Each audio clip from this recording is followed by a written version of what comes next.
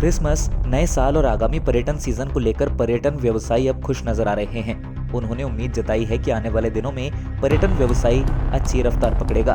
Corona व आपदा के बाद अब पर्यटन व्यवसाय एक बार फिर रफ्तार पकड़ता नजर आ रहा है। अब पर्यटन व्यवसायी क्रिसमस, नए साल की तैयारियों में जुटे हुए हैं। रिजॉर्ट, होम स्टे और होटल में पर्यटकों की रोजाना बुकिंग आ रही है। पर्यटन व्यवसायियों के मुताबिक पर्यटक पहाड़ों की तरफ आना पसंद कर रहे हैं, क्योंकि पिछले 2 साल के अंदर पर्यटन कारोबार ठप रहा। यदि अभी सब कुछ ठीक रहा तो इस साल पर्यटन कारोबार ठीक रहेगा। जैसे ये जो जगह है नॉन कमर्शियल है अपनी, रामगढ़ जैसे लोग कमर्शियल जगह जाते थे पहले नैनीताल, अब जा रहे हैं रामगढ़ एंड ये गागर नॉन कमर्शियल जगह। और एक्चुअली आदमी आजकल ज़्यादा भीड़ भाड़ के इलाके में जाना नहीं चाहता है, सो सब सिक्लूटेड जगह ढूंढ रहे हैं जहाँ पे भीड़ कम हो और आप नेचर के बिल्कुल पास हों। तो ऐसी जगहें तो बहुत चल रही हैं यहाँ पे इस वक्त। पहले भी थोड़ा कम चल रही थी, पर अब इस टाइम फिर से उछाल आ गया है टूरिज़्म में। जो भी वीकेंड से सारे पैक चल रहे हैं एंड सब लोग घर से बाहर निकलना ही चाहते थे, तो उनको मौका भी मिल गया और उनको ऐसी प्रकृति वाली जो दिल्ली एनसीआर से पास हो, डिस्टेंस कम हो, क्योंकि सबके पास 2 ही दिन का टाइम होता है, तो वो लोग यहाँ पे आके आनंद ले सकते हैं। हाँ, क्वेरीज हमारे पास अच्छी आ रही हैं एंड बहुत लोग अप्रोच कर रहे हैं, पूरे कई बैंगलोर, मुंबई, अलग अलग जगह से, इवन साउथ से ही बहुत क्वेरीज आ रही हैं।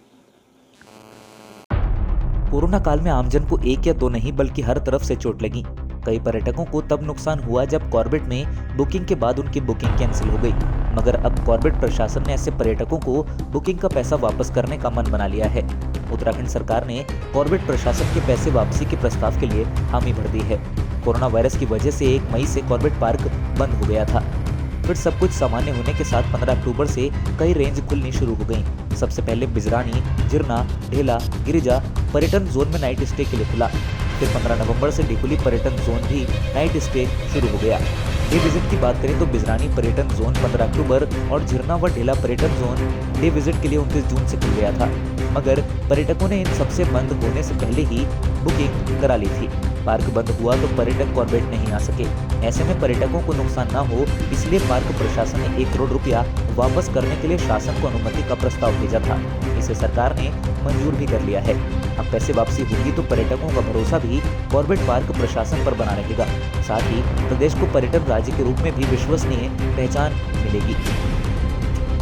सशस्त्र सेना झंडा दिवस के अवसर पर मुख्यमंत्री आवास में सैनिक कल्याण एवं पुनर्वास निदेशालय के उपनिदेशक रिटायर कर्नल MS जोधा एवं रिटायर कर्नल BS रावत ने मुख्यमंत्री पुष्कर सिंह धामी को फ्लैग लगाया। मुख्यमंत्री ने कहा कि देश की रक्षा हेतु सदैव तत्पर रहने वाले अपने वीर सैनिकों पर हमें गर्व है। सशस्त्र सेना झंडा दिवस का यह अवसर राष्ट्र के सजग प्रहरियों के अविस्मरणीय बलिदानों और सेवाओं को स्मरण करने और उनके प्रति कृतज्ञता प्रकट करने का भी दिन है। मुख्यमंत्री श्री पुष्कर सिंह धामी ने प्रदेश के नागरिकों से सशस्त्र सेना झंडा दिवस कोष में सैनिक परिवारों के कल्याण के लिए अपना योगदान देने की भी अपील की है। मुख्यमंत्री पुष्कर सिंह धामी ने मंगलवार को परेड ग्राउंड देहरादून में राष्ट्रीय रैंकिंग टेबल टेनिस प्रतियोगिता का शुभारंभ किया। यह प्रतियोगिता 7 से 14 दिसंबर 2021 तक चलेगी।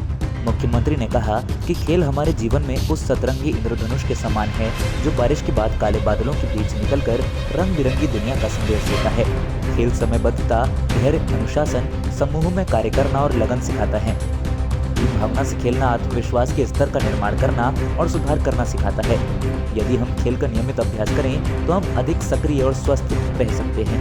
मुख्यमंत्री ने कहा कि इस बार ओलंपिक और पैरालंपिक्स में भारतीय खिलाड़ियों ने बेहतर प्रदर्शन किया। आज युवा इकोसिस्टम को देख रहा है, समझ रहा है। ओलंपिक के बाद हर परिवार में खेल की चर्चा शुरू हुई है, इसे रोकने नहीं देना चाहिए।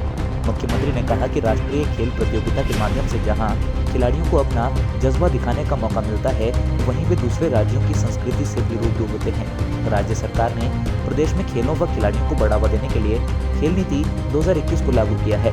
उत्तराखंड खेल नीति 2021 में खेल खिलाड़ियों के उन्नयन, खेल प्रतिभाओं को तलाशने, निखारने व उभारने, खेलों के प्रति रुचि बढ़ाने, खिलाड़ियों के नियोजन, सामान्य आहार के साथ साथ एक्स्ट्रा न्यूट्रिएंट्स, फूड डाइट की व्यवस्था, खिलाड़ियों के लिए रोजगार के अवसर तथा संबंधित पूर्ण सुविधाएं प्रदान करने का प्रावधान किया गया है। उन्होंने कहा कि निश्चित ही भविष्य में उत्तराखंड खेल प्रदेश के रूप में भी अपनी पहचान बनाएगा। प्रदेश के खिलाड़ी राष्ट्रीय और अंतर्राष्ट्रीय पटल पर देश प्रदेश का नाम रोशन करेंगे। राज्य सरकार प्रदेश में खेलों को बढ़ावा देने के लिए खेल विश्वविद्यालय बनाने के लिए भी कृत संकल्प है।